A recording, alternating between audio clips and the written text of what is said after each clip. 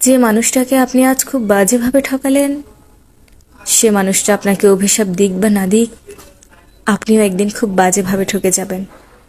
হয়তো অন্য কারো কাছে, নয়তো অন্য কোনোভাবে, তবে ঠকে আপনি অবশ্যই যাবেন।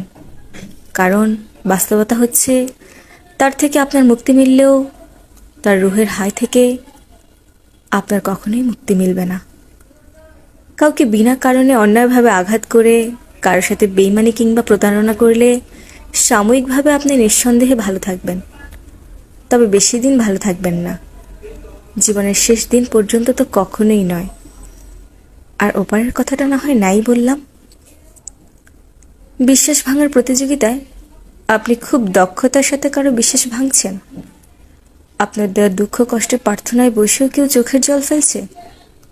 প্রস্তুত থাকুন, আজ না হয় কাল আপনার বিশ্বাসও কেউ না কেউ ভাঙবে, আপনার চোখের জলও কেউ না কেউ ফেলবে।